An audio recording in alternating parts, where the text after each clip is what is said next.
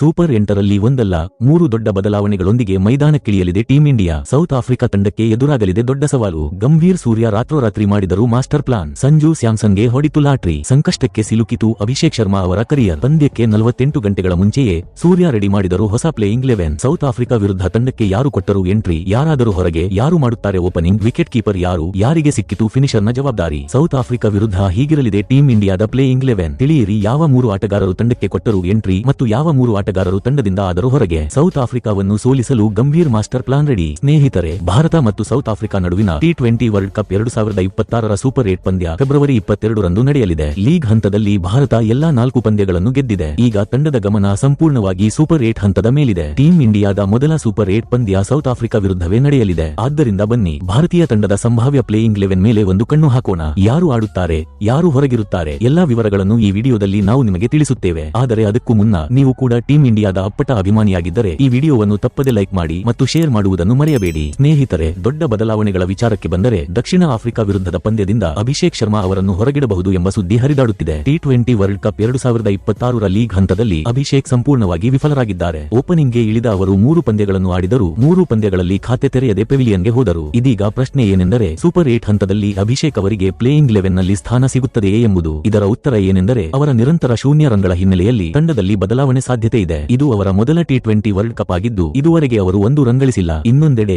ನಮೀಬಿಯಾ ವಿರುದ್ಧದ ಪಂದ್ಯದಲ್ಲಿ ಅಭಿಷೇಕ್ ಗೈರಾಗಿದ್ದಾಗ ಸಂಜು ಸ್ಯಾಮ್ಸನ್ಗೆ ಅವಕಾಶ ದೊರಕಿತ್ತು. ಆದರೆ ಆ ಪಂದ್ಯದಲ್ಲಿ ಅವರು ಕೇವಲ 22 ರನ್ ಗಳಿಸಿ ಔಟ್ ಆಗಿದ್ದರು. ಹೀಗಾಗಿ ಸೂರ್ಯಕುಮಾರ್ ಯಾದವ್ ಅವರಿಗೆ ಪ್ಲೇಯಿಂಗ್ 11 ಬದಲಾವಣೆ ಮಾಡುವ ಅವಕಾಶ ಇದ್ದರೂ ಸಂಜು ಅವರ ಇತ್ತೀಚಿನ ಫಾರ್ಮ್ ಮೇಲೂ ಪೂರ್ಣ ನಂಬಿಕೆ ಇಡುವುದು ಸುಲಭವಲ್ಲ. ಆದರೂ ಒಳ್ಳೆಯ ವಿಷಯ ಏನೆಂದರೆ ದಕ್ಷಿಣ ಆಫ್ರಿಕಾ ವಿರುದ್ಧ ಸಂಜು ಸ್ಯಾಮ್ಸನ್ ಅವರ ದಾಖಲೆ ಅತ್ಯುತ್ತಮವಾಗಿದೆ. ಇದೇ ದಕ್ಷಿಣ ಆಫ್ರಿಕಾ ವಿರುದ್ಧ ಸಂಜು ಸ್ಯಾಮ್ಸನ್ 2 ಶತಕಗಳನ್ನು ಕೂಡ ಬಾರಿಸಿದ್ದಾರೆ, ಅದು ಓಪನಿಂಗ್ ಮಾಡುತ್ತಾ. ಈ ಹಿನ್ನೆಲೆಯಲ್ಲಿ ಅಭಿಷೇಕ್ ಶರ್ಮಾ ಅವರನ್ನು ಹೊರಗಿಟ್ಟು ಅವರ ಬದಲು ಸಂಜು ಅವರನ್ನು ಸೌತ್ ಆಫ್ರಿಕಾ ವಿರುದ್ಧದ ಪಂದ್ಯಕ್ಕೆ ತಂಡದಲ್ಲಿ ಸೇರಿಸುವ ಸಾಧ್ಯತೆ ಇದೆ. ಹೀಗಾಗಿ ಮೊದಲ ಬದಲಾವಣೆ ಇದೇ ಆಗಬಹುದು. ಏಕೆಂದರೆ ಸೂಪರ್ 8 ಹಂತದಲ್ಲಿ ಭಾರತೀಯ ತಂಡಕ್ಕೆ ಪ್ರತಿಯೊಂದು ಪಂದ್ಯವೂ ಅತ್ಯಂತ ಮಹತ್ವದ್ದಾಗಿದೆ. ಇಲ್ಲಿ ಒಂದೇ ಒಂದು ಪಂದ್ಯ ಸೋತರೂ ಸೆಮಿಫೈನಲ್ಗೆ ಅರ್ಹತೆ ಪಡೆಯುವ ಕನಸು ಚೂರಾಗುತ್ತದೆ. ಸೂಪರ್ 8ರಲ್ಲಿ ಟೀಂ ಇಂಡಿಯಾ 3 ಪಂದ್ಯಗಳನ್ನು ಆಡಲಿದೆ. ಭಾರತಕ್ಕೆ ಮೊದಲು ಸೌತ್ ಆಫ್ರಿಕಾ ವಿರುದ್ಧ, ನಂತರ ವೆಸ್ಟ್ ಇಂಡೀಸ್ ಮತ್ತು ಜಿಂಬಾಬ್ವೆ ವಿರುದ್ಧ ಪಂದ್ಯಗಳಿವೆ. ಇಂತಹ ಸಂದರ್ಭದಲ್ಲಿ ತಂಡವು ತನ್ನ ಅತ್ಯುತ್ತಮ ಪ್ಲೇಯಿಂಗ್ 11 ಜೊತೆಗೆ ಮೈದಾನಕ್ಕಿಳಿಯಲಿದೆ ಮತ್ತು ಕಳಪೆ ಪ್ರದರ್ಶನ ನೀಡಿದ ಆಟಗಾರರಿಗೆ ಹೊರಗಿನ ದಾರಿ ತೋರಿಸಲಾಗುತ್ತದೆ. ಅದರಲ್ಲಿ ಮೊದಲ ಹೆಸರು ಅಭಿಷೇಕ್ ಶರ್ಮಾ ಅವರದ್ದೇ ಎನ್ನಲಾಗುತ್ತಿದೆ. ಇನ್ನೊಂದು ಬದಲಾವಣೆ ವಾಷಿಂಗ್ಟನ್ ಸುಂದರ್ ಸಂಬಂಧಿತವಾಗಿರಬಹುದು. T20 ವರ್ಲ್ಡ್ ಕಪ್ನಲ್ಲಿ ಅವರಿಗೆ ನೆದರ್ಲ್ಯಾಂಡ್ಸ್ ವಿರುದ್ಧ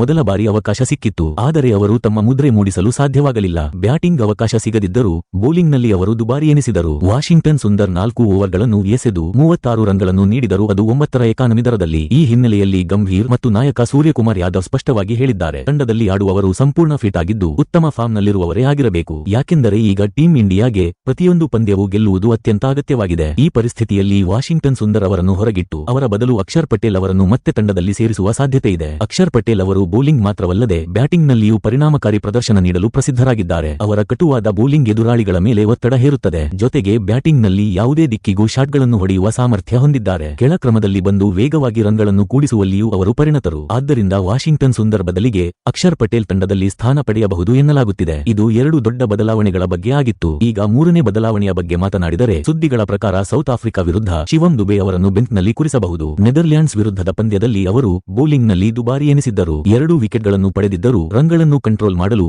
ಸಾಧ್ಯವಾಗಲಿಲ್ಲ ಎಂಬ ಟೀಕೆ ಕೇಳಿಬರುತ್ತಿದೆ. ಶಿವಂ ದುಬೆ ನೆದರ್ಲ್ಯಾಂಡ್ಸ್ ವಿರುದ್ಧ 3 ಓವರ್ಗಳನ್ನು ಎಸೆದು 35 ರನ್ಗಳನ್ನು ನೀಡಿದ್ದರು, ಅದು 12ರ ಎಕಾನಮಿ ದರದಲ್ಲಿ. ಉಳಿದ ಬೌಲರ್ಗಳು ಕೂಡ ಇದೇ ರೀತಿ ರನ್ಗಳನ್ನು ಕೊಟ್ಟರೆ ಟೀಂ ಇಂಡಿಯಾಗೆ ದೊಡ್ಡ ಸಮಸ್ಯೆಯಾಗಬಹುದು ಎಂಬ ಚರ್ಚೆ ನಡೆಯುತ್ತಿದೆ. ಈ ಹಿನ್ನೆಲೆ ಶಿವಂ ದುಬೆ ಅವರನ್ನು ಹೊರಗಿಟ್ಟು ಅವರ ಬದಲು ಚೈನಾಮ್ಯಾನ್ ಸ್ಪಿನ್ನರ್ ಕುಲ್ದೀಪ್ ಯಾದವ್ ಅವರನ್ನು ತಂಡದಲ್ಲಿ ಸೇರಿಸುವ ಸಾಧ್ಯತೆ ಇದೆ ಎಂಬ ಸುದ್ದಿ ಹರಿದಾಡುತ್ತಿದೆ. ಕುಲ್ದೀಪ್ ಯಾದವ್ ತಮ್ಮ ಸ್ಪಿನ್ ಮಂತ್ರದಿಂದ ಯಾವುದೇ ಬ್ಯಾಟ್ಸ್ಮನ್ ಅನ್ನು ಸಿಲುಕಿಸಬಹುದು. ಮೊದಲ ಓವರ್ನಲ್ಲೇ ವಿಕೆಟ್ ಪಡೆಯುವ ಸಾಮರ್ಥ್ಯವೂ ಅವರಲ್ಲಿದೆ. T20 ವರ್ಲ್ಡ್ ಕಪ್ 2026ರಲ್ಲಿ ಕುಲ್ದೀಪ್ ಯಾದವ್ ಮಹತ್ವದ ಪಾತ್ರ ವಹಿಸಿದ್ದರು ಎನ್ನಲಾಗುತ್ತಿದೆ. ಹೀಗಾಗಿ ಶಿವಂ ದುಬೆ ಬದಲಿಗೆ ಕುಲ್ದೀಪ್ ಯಾದವ್ ಅವರನ್ನು ಮತ್ತೆ ತಂಡಕ್ಕೆ ಕರೆತರಲಾಗಬಹುದು. ಈ 3 ಪ್ರಮುಖ ಬದಲಾವಣೆಗಳೊಂದಿಗೆ ಟೀಂ ಇಂಡಿಯಾ ಮೈದಾನಕ್ಕಿಳಿಯಲಿದೆ ಎಂದು ಹೇಳಲಾಗುತ್ತಿದೆ. ಈಗ ನೋಡಬೇಕಾದ ವಿಷಯವೆಂದರೆ ಸೌತ್ ಆಫ್ರಿಕಾ ವಿರುದ್ಧ ಭಾರತ ತನ್ನ ಜಯಗಳ ಹ್ಯಾಟ್ರಿಕ್ ಅನ್ನು ಮುಂದುವರಿಸುತ್ತದೆಯೋ ಇಲ್ಲವೋ? ನಿಮ್ಮ ಅಭಿಪ್ರಾಯವೇನು? ಕಮೆಂಟ್ ಮೂಲಕ ತಿಳಿಸಿ.